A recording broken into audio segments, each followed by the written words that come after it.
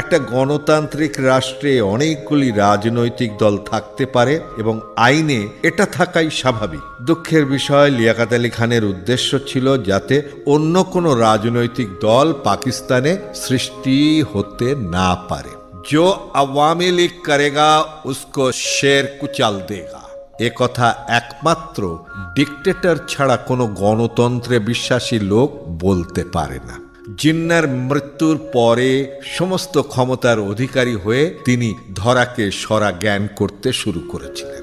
মৌলানা সাহেব আমাকে বললেন, তুমি লাহোর যাও, কারণ সোহরাওয়ার্দী সাহেব লাহোরে আছেন। তাঁর এবং মিয়া ইফতিখার উদ্দিনের সাথে সাক্ষাৎ করো, তাদের বলো পূর্ব বাংলার অবস্থা, একটা নিখিল পাকিস্তান পার্টি হওয়া দরকার। পীর মানকি শরীফের সাথে আলোচনা করে সোহরাওয়ার্দী সাহেবের নেতৃত্বে আওয়ামী লীগকে সারা পাকিস্তানের প্রতিষ্ঠানে পরিণত করতে পারলে ভালো। সোহরাওয়ার্দী সাহেব ছাড়া আর কেউ এর নেতৃত্ব দিতে পারবেন না। করাচি থেকে লিয়াকত আলী খান সোহরাওয়ার্দী সাহেবকে অকথ্য ভাষায় গাল দিয়ে বলেছেন ভারত কুকুর লেলিয়ে দিয়েছে, অথচ জিন্না সাহেব সোহরাওয়ার্দী সাহেবকে একদিনের জন্যেও মন্দ বলেন নাই। একেই বলে অদৃষ্টের পরিহাস। লিয়াকত আলী খানকে নির্বাচনে পাশ করাতে সমগ্র আলিগড়ে মুসলিম ছাত্রদের নামতে হয়েছিল। রফি আহমেদ কিদওয়াই প্রায় তাকে পরাজিত করে দিয়েছিলেন।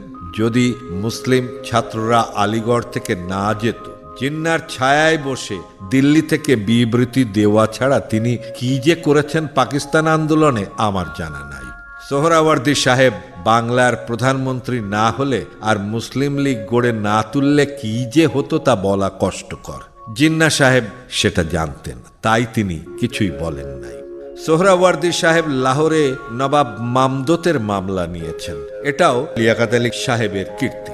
নবাব মামদতকে বিপদে ফেলার জন্য আর একজনকে সাহায্য করা, কারণ নবাব মামদত একটু কমই গ্রাহ্য করতেন লিয়াকত আলী খানকে। আমি ভাসানী সাহেবকে বললাম, কিভাবে যাব? ভারতবর্ষ হয়ে যেতে হবে, আমি যে পাকিস্তানি তার প্রমাণ লাগবে, তাহলে এই পশ্চিম পাকিস্তানে ঢুকতে দিবে। তখনও পাসপোর্ট ভিসা চালু হয় নাই, গরম কাপড়ও বাড়িতে রয়েছে, টাকা পয়সাও হাতে নাই। ওদিকে আবার পূর্ব পাঞ্জাবে মুসলমান পেলেই হত্যা করে। কি করে লাহোর যাব বুঝতে পারছি না। আমার বিরুদ্ধে গ্রেফতারি পরোয়ানা ঝুলছে, খুঁজে বেড়াচ্ছে পুলিশ। ভাসানী সাহেব বললেন, তা আমি কি জানি, যেভাবে পারো লাহোর যাও, সোহরাওয়ার্দী সাহেবের সাথে দেখা করো এবং তাকে সকল কিছু বলো। 1949 সালের প্রথম দিকে ঢাকায় মৌলানা ভাসানী, মিয়া ইফতিখার উদ্দিন আরও অনেকে সোহরাওয়ার্দীর সাথে সাক্ষাৎ করেন এবং সিদ্ধান্ত নেন যদি মুসলিম লীগে কোটারি করা হয় তবে নতুন পার্টি করা হবে। সোহরাওয়ার্দী সাহেব মত দেন, এখন শহীদ সাহেব ও মিয়া সাহেবের সাহায্য প্রয়োজন, তাদের সম্পর্ক ভালো। আমি তার কাছ থেকে বিদায় নিয়ে চলে আসলাম। আমার একটা গরম আচকান ছাড়া আর কিছুই ছিল না। আমার মামা জাফর সাদেকের কাছ থেকে সামান্য কিছু টাকা ধার নিলাম, আর ইত্তেহাদে আমার কিছু টাকা পাওনা ছিল, সেখান থেকে সামান্য কিছু টাকা পেলাম, তাই নিয়ে রওনা করলাম। লাহোর পর্যন্ত কোনো মতে পৌঁছতে পারলে হয়।